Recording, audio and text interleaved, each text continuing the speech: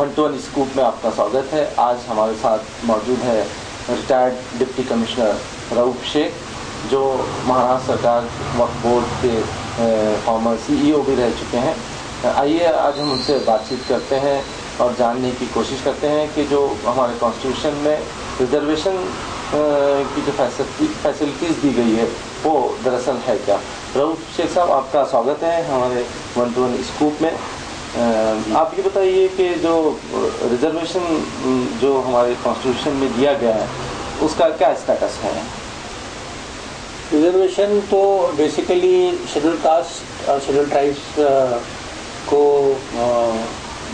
Compulsorily दिया गया है, और उसके अलावा जो सोशली बैकवर्ड कम्युनिटीज़ है उनके लिए भी रिजर्वेशंस की प्रोविज़न सरकार कर सकती है।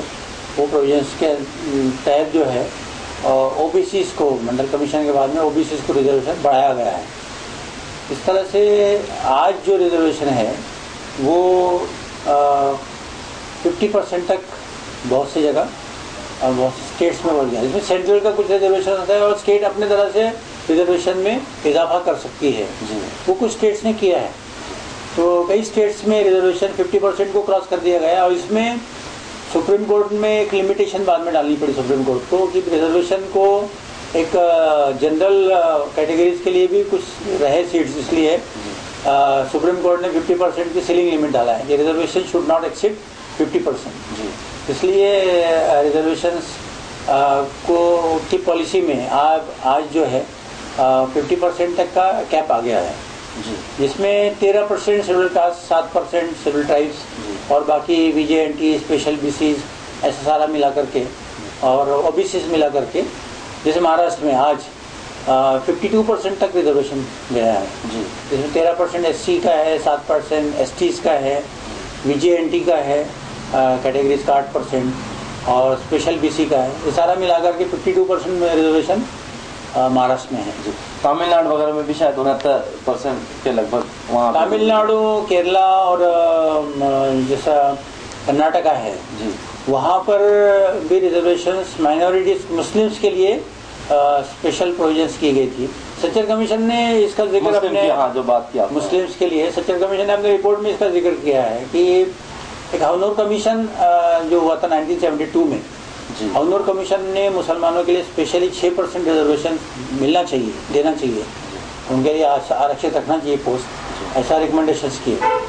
उसके बैकग्राउंड में साउथ की जो तीनों स्टेट्स है, केरला, कर्नाटका और तमिलनाडु को में रिलीजन बेस्ड रिजर्वेशन मुसलमानों के लिए रखा गया था शुरू में। बाद में फिर उसको रिलीजन बेस्ड रिजर्वेशन को ख़त्म किया गया और मुस्लिम्स के लिए उन्होंने general other backward classes reservation में उसको इंक्लूड किया। तो करीब 95% मुस्लिम्स की जो कैटेगरी कम्युनिटीज़ है वो अदर बैकवर्ड क्लासेस के रिजर्वेशन की कैटेगरी में वो बेनिफिट ले सकती है। आंध्रा में और केरला में 12% तक मुसलमानों के लिए स्पेशली रिजर्वेशन की प्रोविजंस की गई है। 10% थी, उसको बढ़ा के 12% किया गया है। तो सच्चर ने अपनी रिपोर्ट में खुद कहा है। सच्चर और रंगनाथ मिश्रा की रिपोर्ट को आप कैसे देखते हैं। सच्चर रंगनाथ मिश्रा कमीशन, सच्चर जो था वो सच्चर कमेटी थी जो स्पेशली मुसलमानों के सोशियो इकोनॉमिक बैकवर्डनेस के को स्टडी करने के लिए बनाई गई थी। सिर्फ मुसलमानों माइनॉरिटीज के लिए नहीं, और माइनॉरिटीज के बैकवर्डनेस, सोशल इकोनॉमिक बैकवर्डनेस को स्टडी करने के लिए वो रंगनाथ मिश्रा कमीशन बनाया गया था। तो दोनों भी करीब 2005-2006 में बैठाया गया। 2006 में दोनों की रिपोर्ट आई।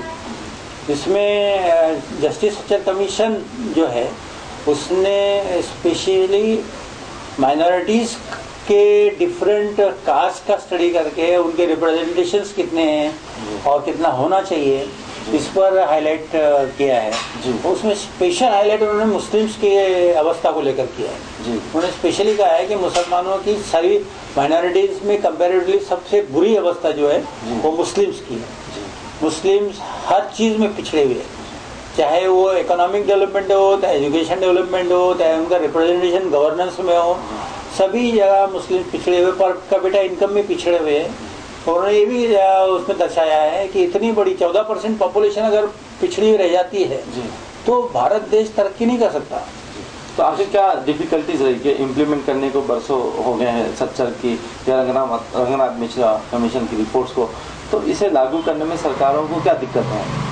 रिजर्वेशन जो है इसमें एक स्पेशली सच्चर कमीशन ने क्लियर कट इतना रिजर्वेशन मुस्लिम्स को मिलना चाहिए ऐसा इंडिकेट हालांकि नहीं किया, लेकिन उनके जनरल जो रिकमेंडेशंस हैं उसमें से यही बात उन्होंने इंडिकेट की है कि मुसलमानों के बारे में रिजर्वेशन का विचार विमर्श सरकार ने करना चाहिए, और उनका इनडायरेक्टली ये करना था। और जस्टिस रंगनाथ मिश्रा कमीशन ने तो क्लियर कट कहा है कि भाई मुस्लिम्स के लिए 1950 का जो शेड्यूल कास्ट कॉन्स्टिट्यूशनल ऑर्डर था, जो शेड्यूल कास्ट के लिए था जी, शेड्यूल कास्ट के लिए 1950 का एक कॉन्स्टिट्यूशनल ऑर्डर था जिसको कॉन्स्टिट्यूशनल ऑर्डर 1950 कहा जाता है। इसमें शेड्यूल कास्ट जो होती है, जो कास्ट को शेड्यूल में मेंशन किया गया है वो शेड्यूल कास्ट कहलाइए। उसका रिलीजन से कोई लेना देना ही नहीं होना चाहिए था, लेकिन ये उस ऑर्डर में शेड्यूल कास्ट की सारी जातियां है सिर्फ हिंदू मजहब में ही हो सकती है, बाकी मजहब में शेड्यूल ऐसी कास्ट नहीं हो सकती, बैकवर्ड कास्ट नहीं हो सकती जो शेड्यूल का लिस्ट में आती है जी। लेकिन बाद में उस कॉन्स्टिट्यूशनल ऑर्डर को बाद में अमेंड किया गया। सिखों ने मांग की कि भाई हमारे सिखों कम्युनिटी में भी कास्ट है, बैकवर्ड क्लास है जो उनसे बराबर जो हिंदुओं के जो जिनको शेड्यूल कास्ट कहा जाता है उनकी जैसे कम्युनिटी हमारी इसमें भी है, तो उनको भी इंक्लूड किया जाए। तो अमेंडमेंट करके सिखों को डाला जाए उस ऑर्डर में, उसके बाद में अमेंडमेंट करके बौद्धों को भी डाला गया। 2 बार अमेंडमेंट हुआ उस कॉन्स्टिट्यूशनल ऑर्डर में, उसका जिक्र रंगनाथ मिश्रा कमीशन ने किया जी। उसका रंगनाथ मिश्रा कमीशन ने कहा है कि ये 1950 का जो शेड्यूल कास्ट ऑर्डर है ये रिलीजन फ्री होना चाहिए, इसका रिलीजन से उसका कोई कॉन्टेक्ट उनका ये नहीं होना चाहिए, it should be religion free. जो भी कास्ट पिछड़ी जातियां हैं, जैसे महार जो पहले हुआ करती थी, मांग महार चमार की जातियां होती थी, वैसे खटीक बिरादरी है जो हिंदुओं में भी खटीक बिरादरी है, मुसलमानों में खटीक बिरादरी, दोनों सेम बिजनेस करते हैं, दोनों को पिछड़ा कहा जाता है। तो डिस्क्रिमिनेशन क्यों किया जाए कि सिर्फ हिंदुओं की खटीक बिरादरी को और शेड्यूल कास्ट में डाला जाए और मुस्लिम्स को कुरैशी बिरादरी को नहीं डाला जाए? तो एक डिस्क्रिमिनेशन है, इसकी तरफ रंगनाथ मिश्रा कमीशन ने इंडिकेट किया गवर्नमेंट को और कहा कि ये जो है ये आपने इस डिस्क्रिमिनेशन को रिमूव किया जाना चाहिए। दूसरी उन्होंने हाईलाइटिंग बात ये की कि जो कॉन्स्टिट्यूएंसी रिजर्व की गई है, बहुत सी कॉन्स्टिट्यूएंसी जैसे हम मुस्लिम डोमिनेटिंग पॉपुलेशन होती है, वहाँ से मुस्लिम कैंडिडेट मेंबर ऑफ पार्लियामेंट या एमएलसी एमएलए बन सकता है, इलेक्ट होकर आ सकता है, जिससे मुसलमानों का पार्लियामेंट में असेंबलीज में रिप्रेजेंटेशन अच्छा खासा हो सकता है। आज 14% पॉपुलेशन है तो 14% मुस्लिम्स रिप्रेजेंटेशन वहाँ पर भी चाहिए मिनिमम, लेकिन है नहीं। तो इसलिए अब जो है कॉन्स्टिट्यूशन डिलिमिटेशन कमीशन जो हुआ था उसमें उन्होंने एक बड़ा एरर हुआ ऐसा कहा जा सकता है, जो जिसकी तरफ में रंगनाथ मिश्रा कमीशन ने इंडिकेट किया है, केवल सच्चर कमीशन ने भी उसको इंडिकेट किया है कि जो मुस्लिम बहुल एरियाज है जहाँ मुस्लिम्स की आबादी ज़्यादा है, ऐसे एरियाज में कम से कम आपने शेड्यूल कास्ट के लिए रिजर्व नहीं करना चाहिए था। जबकि एक बड़ी लिस्ट दी गई है कमीशन की रिपोर्ट में कि ये सारे इतने एरियाज है जहाँ जो आपने शेड्यूल कास्ट के लिए रिजर्व की गई है, अगर ये शेड्यूल कास्ट के लिए रिजर्व नहीं करते तो यहाँ मुस्लिम कैंडिडेट चुन के आ सकता था जी। तो मुस्लिम का प्रोपोर्शन बढ़ सकता था। जहाँ एक ज़माने में मुस्लिम्स की मेंबर ऑफ पार्लियामेंट की तादाद पार्लियामेंट में 56 तक गई थी, आज वो घटकर 20 और 22 तक रह गई है। तो ये भी पार्लियामेंट में पॉलिटिकल रिप्रेजेंटेशन भी बढ़ना चाहिए, गवर्नेंस में मुस्लिम का प्रोपोर्शन बढ़ना चाहिए। इस चीज़ को दोनों कमीशन के रिपोर्ट में हाईलाइट किया गया है, लेकिन हो नहीं रहा है। इसके लिए रिजर्वेशंस की प्रोविजन मुसलमानों के लिए करनी चाहिए, जैसे बाकी स्टेट्स ने की, केरला ने की है और बाकी लोगों ने कम से कम उनके लिए मुसलमानों के लिए स्पेशल रिजर्वेशन कोटा नहीं किया, लेकिन कम से कम बैकवर्ड क्लासेस में मुसलमानों की इतनी कैटेगरी डाल दी है तो एटलीस्ट उनको एजुकेशनल इंस्टीट्यूशन में एडमिशन के लिए, उनके फीस के लिए, एजुकेशन मुसलमान बच्चों का आसान हो इसलिए उनको उसमें फैसिलिटीज मिल सकती है, जो हमारे महाराष्ट्र में भी की गई थी।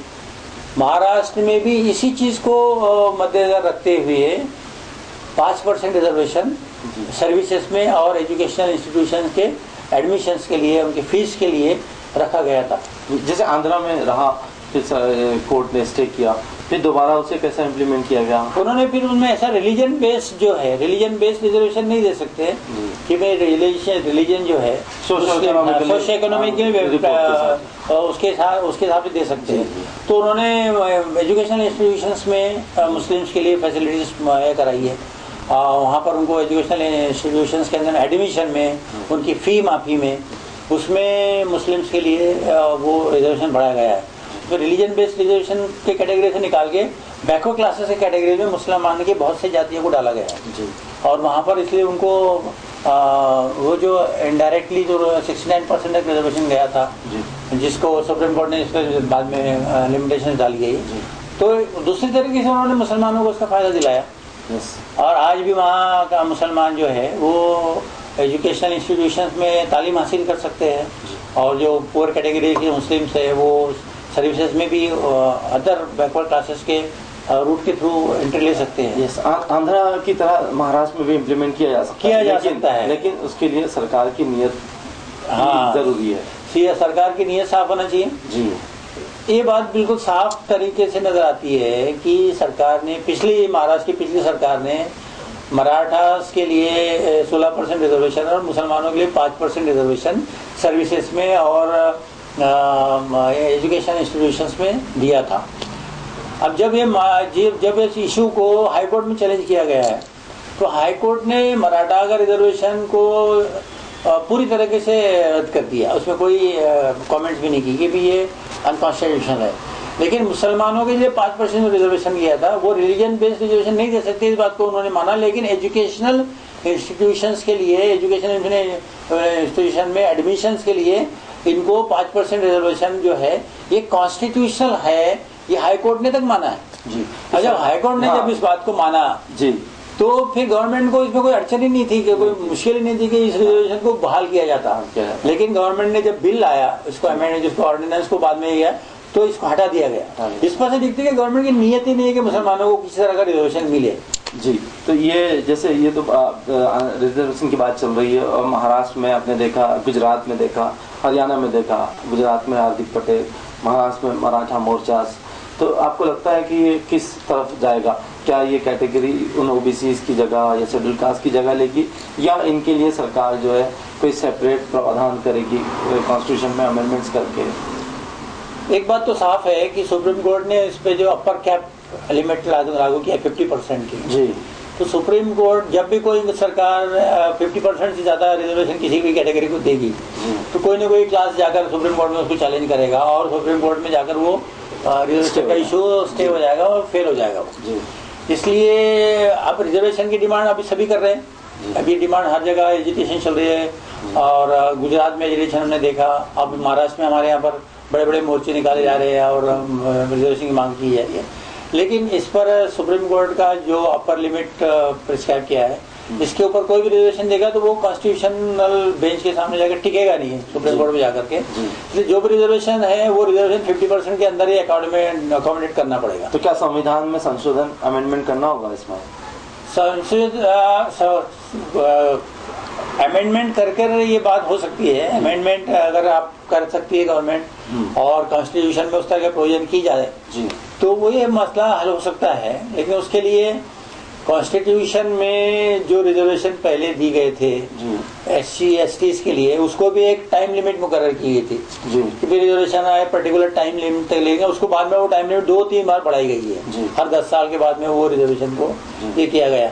और उसमें भी अगर और रिजर्वेशन 50% से ज्यादा किया जाता है तो उसके क्या इफेक्ट हो सकते हैं सोसाइटी पर, ये भी एक स्टडी करना पड़ेगा। लेकिन सरकार के लिए पॉसिबल है, अगर गवर्नमेंट कॉन्स्टिट्यूशन में अमेंडमेंट किया जा सकता है, अमेंडमेंट करके रिजर्वेशन बढ़ाया जाए, तो ये पॉसिबल है। तो क्या आपको लगता है कि इसकी जगह जो लोग डिमांड कर रहे हैं, अगर वो बात कानूनी तौर पे या कॉन्स्टिट्यूशन पे अमेंडमेंट नहीं हो पाता, या नहीं कानूनी तौर पे नहीं बैठता, तो क्या उन कैटेगरीज के लोगों को इकोनॉमिकली आधार पे रिजर्वेशन दिया जा सकता है? इकोनॉमिकल रिजर्वेशन भी जो है दिया गया था, तो इसको भी कोर्ट में वो टिका नहीं। इकोनॉमिक बेसिस के ऊपर में इकोनॉमिक बैकवर्ड क्लासेस को रिजर्वेशन जो जब दिया गया जी, तब भी वो डिस्क्रिमिनेशन के इसमें आ गया। आर्टिकल 14 के तहत कोर्ट में जाकर वो फेल हो गया जी।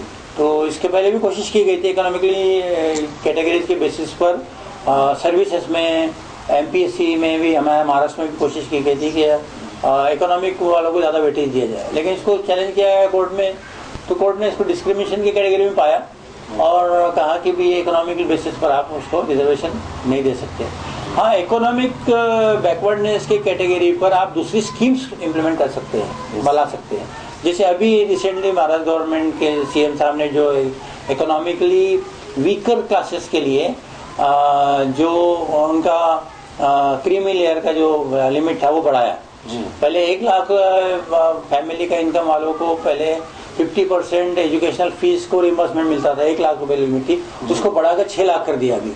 अब 6 लाख करने से में सभी कैटेगरीज के जो लोग हैं इकोनॉमिकली वीकर सेक्शंस के लिए, उसमें माइनॉरिटीज भी आ गई जो 6 लाख के दायरे में आते हैं, वो सबको तो यहाँ उन्होंने कोई लिमिट ऐसा नहीं रखा किसी SC ST या नहीं, उसमें कोई नहीं रखा, ये सबको लागू है। इकोनॉमिकली जो वीक है वो उसका फायदा ले सकते हैं। इस तरह की स्कीम्स अगर गवर्नमेंट लाए आगे चल के, इकोनॉमिकली वीकर सेक्शंस के लोगों को बाकी भी फैसिलिटीज मिलती रहे, तो ये पॉसिबल है, डिस्क्रिमिनेशन दूर किया जा सकता है। सच्चर और रंगनाथ मिश्रा कमीशन की रिपोर्ट, ये किस आधार पे ये बात कही जाए, किन हालात को देखते हुए उन्होंने बात रखी कि माइनॉरिटीज के लिए या मुसलमानों के लिए रिजर्वेशन जरूरी है? दोनों रिपोर्ट्स अगर देखे जाए और उसके बाद के उनके इवेल्यूएशन कमेटी जो कंडो कमीशन की रिपोर्ट आई है, उसके बाद में महाराष्ट्र ने महमूदुर कमेटी बनाई है, और इसके पहले भी जितने डिफरेंट मंडल कमीशन आए हैं, मंडल कमीशन स्पेसिफिकली ओबीसी को लेकर था, उन्होंने भी मुस्लिम्स के बहुत सारी कैटेगरीज को ओबीसी में डाला और उसके वजह से मुस्लिम्स के लोगों को, हालांकि ओबीसी मुस्लिम में भी 40% आबादी जो है वो मुस्लिम्स में भी ओबीसी कैटेगरीज में होती है। तो मंडल कमीशन ने वो बहुत सारी मुस्लिम्स की कैटेगरीज भी ओबीसी में रखी है। लेकिन जो बात उभर कर सामने आती है सच्चर में, रंगनाथ मिश्रा कमीशन में और दीगर सारे कमीशन में, सबने इस बात को माना है कि मुस्लिम ही एक ऐसी कम्युनिटी है जिसको रिजर्वेशन की सख्त जरूरत है। ये सबसे पिछड़ी हुई है, सबसे बैकवर्ड क्लास है, इकोनॉमिकली सबसे पिछड़ी हुई है, एजुकेशनली सबसे पिछड़ी हुई है, कल्चरली भी अभी पिछड़ते जा रही है। और इसकी वजह से, और ये प्रोपोर्शन में पॉपुलेशन में बहुत ज्यादा है, 14% आबादी मुसलमानों की है, इसको रिजर्वेशन दे करके जब तक के इनको मेन स्ट्रीम में नहीं लाया जा सकता है, विदाउट रिजर्वेशन ये मेन स्ट्रीम में आ ही नहीं सकती। जैसे शेड्यूल कास्ट शेड्यूल ट्राइब की अवस्था एक जमाने में थी, तो आज रिजर्वेशन देने की वजह से आज आजादी के 65 ईयर्स के बाद में आज हमारी पोजीशन देखें तो अब सब जगह SC ST हमारे आगे हैं। आज पूरे मेन स्ट्रीम में SC ST आगे हैं, यानी सारी सर्विसेज में SC ST का प्रोपोर्शन से ज्यादा परसेंटेज उनका आ गया है, और हर तरह से वो आज मेन स्ट्रीम के डेवलपमेंट में शामिल हो रहे हैं। ये पॉसिबल हुआ सिर्फ रिजर्वेशन की वजह से। अगर कॉन्स्टिट्यूशन में उनको रिजर्वेशन नहीं दिया जाता तो ये पॉसिबल नहीं था। ये दोनों कैटेगरीज के जो लोग हैं आज भी पिछड़े रहते हैं। मुसलमानों की अवस्था अब SC ST से ज्यादा पिछड़ गई है, SC ST से ज्यादा खतरनाक अवस्था भी मुसलमानों की हो गई है। तो जब तक ये SC ST के को जो फैसिलिटीज दी गई थी वो फैसिलिटीज मुसलमानों को नहीं दी जाएगी, तब तक कि ये मुस्लिम कम्युनिटी जो है वो पिछड़ती रह जाएगी और इसका प्रोपोर्शन पिछड़ने का बढ़ते ही जाएगा और ये मेन स्ट्रीम में नहीं आ पाएगी। और इसका इफेक्ट होगा जनरल डेवलपमेंट जो है अपने देश का, जो भारत वर्ष का जनरल डेवलपमेंट है, इसके ऊपर इसका इफेक्ट पड़ते जाएगा। जैसे कहा जाता है कि क्रिमिनल्स में जो प्रोपोर्शन अभी हर रिपोर्ट में, हर सर्वे में सामने आने जा रहा है कि क्रिमिनल्स में प्रोपोर्शन, बच्चों का जुवेनाइल क्रिमिनल्स, जुवेनाइल ऑफेंडर्स में, एल्डर क्रिमिनल्स में प्रोपोर्शन मुसलमानों का बढ़ते जा रहा है। ये बहुत बड़ी सीरियस बात है जी। ये सोशो इकोनॉमिक बैकवर्डनेस की वजह से या फिर कुछ कॉन्स्पिरेसीज का भी कुछ हिस्सा हो? कॉन्स्पिरेसी का भी हिस्सा है जरूर इसमें, लेकिन मेजर फैक्टर है गरीबी जी। मेजर फैक्टर गरीबी और एजुकेशनल बैकवर्डनेस है जी। गरीबी की वजह से बच्चा एजुकेशन नहीं ले सकता है। अगर आप एजुकेशनल बैकवर्डनेस के रीजंस आप अगर उसको एनालाइज कर रहे होंगे, और कमीशन ने जो एनालाइज किया है कि गरीबी एक बेसिक रीजन है, ये मदर ऑफ ऑल इल्स है जी। गरीबी होने की वजह से वो फैमिलीज जो है अपने बच्चों को तालीम नहीं देती, वो अपने साथ काम पे बच्चों को ले जाती है। तो ये सारी गरीबी है, सारी चीजों की जड़ है। तो इकोनॉमिक डेवलपमेंट जो है ये बहुत जरूरी है। इकोनॉमिक डेवलपमेंट और एजुकेशनल डेवलपमेंट जो है ये इंटरलिंक्ड है जी। इसलिए इकोनॉमिक डेवलपमेंट के लिए मुस्लिम्स कम्युनिटी को रिजर्वेशन बहुत जरूरी है। हर चीज में गवर्नमेंट के स्कीम्स में रिजर्वेशन रखना चाहिए। ये specific general Ranganath Mishra commission ने और सच्चर कमीशन ने बोला है कि 15% ऑफ जो बजट है ये आप रिजर्व करिए माइनॉरिटीज के लिए, और 15% में भी 10% मुस्लिम्स के लिए रिजर्व करिए, 5% अदर कम्युनिटीज के लिए। तो रिजर्वेशन तालीम में, रिजर्वेशन नौकरियों में भी होना चाहिए, डेवलपमेंट की स्कीम्स में भी होना चाहिए जी, प्रमोशन में भी, जब तक ये रिजर्वेशन को सीरियसली गवर्नमेंट लागू नहीं करेगी तब तक के ये एक 15% का जो मेजर कंपोनेंट है पॉपुलेशन का ये पिछड़ा रहेगा और ये पिछड़ते ही जाएगा। इसलिए रिजर्वेशन को सबने मिलकर डिमांड करना चाहिए। जो कमीशन ने डिमांड किया है, ये सोसाइटी के हर तबके ने मुसलमानों के रिजर्वेशन को ज्यादा फोकस करना चाहिए, बजाय इधर का जो बाकी कैटेगरी जो रिजर्वेशन अपने लिए मांग रही है वो सारी कैटेगरीज अपनी तरह से मुसलमानों से अच्छी है, बेहतर है।